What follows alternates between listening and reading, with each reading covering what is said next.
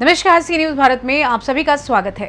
खबर प्रतापगढ़ से है, जहां पट्टी के रामपुर खागल में चल रही जगतगुरु स्वामी रामभद्राचार्य की कथा के अंतिम दिन पहुंचे बागेश्वर धाम के पीठाधीश्वर पंडित धीरेन्द्र कृष्ण शास्त्री ने कहा कि लोग उनसे पूछते हैं कि बाबा जगह जगह जाते हो, चिल्लाते हो, आखिर आप चाहते क्या हो। उन्होंने कहा कि भैया, मुझे मंदिरों में भीड़, सड़कों पर तूफान और रामराज से भरा हिंदुस्तान चाहिए।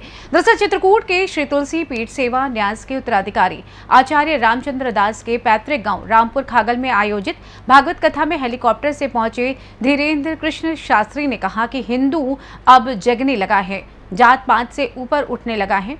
एक पहलवान की कहानी का उल्लेख करते हुए बताया कि उसे एक लकड़ी तोड़ने के लिए दी गई तो उसने आसानी से तोड़ दी, 2 लकड़ी दी गई तो भी तोड़ दिया, 3 लकड़ी दी गई तो भी थोड़ी मुश्किल से तोड़ दिया, लेकिन जब 10 लकड़ी एक साथ दी गई तो उसे तोड़ने में उसकी नानी याद आ गई।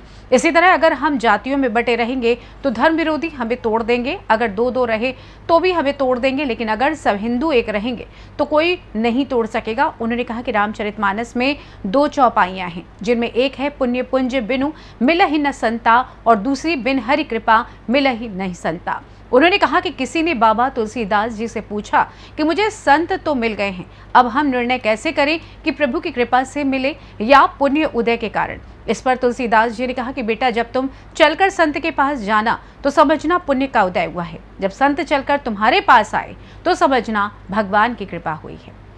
कहा कि पूज्य स्वामी रामभद्राचार्य की छत्र छाया में भारत के सभी संत महात्मा ललकार रहे हैं कि अब धर्म विरोधियों की ठठरी बन जाएगी। इसी का परिणाम है कि रामपुर खागल में हम सभी संतों के दर्शन हो रहे हैं। हजारों की भीड़ और संतों का समागम देखकर पंडित धीरेन्द्र कृष्ण शास्त्री ने कहा कि कुंभ का मेला प्रयागराज में 2025 में लगना था, लेकिन पूज्य गुरुदेव रामभद्राचार्य जी की कृपा से कुंभ की झलक 2024 में ही रामपुर खागल में देखने को मिल रही है। प्रतापगढ़ से सी न्यूज संवाददाता रोहित जायसवाल की रिपोर्ट। फिलहाल इस खास रिपोर्ट में बस इतना ही। देश दुनिया की तमाम खबरों को जानने के लिए आप देखते रहिए सी न्यूज भारत। हर खबर आपके साथ, आपके हाथ।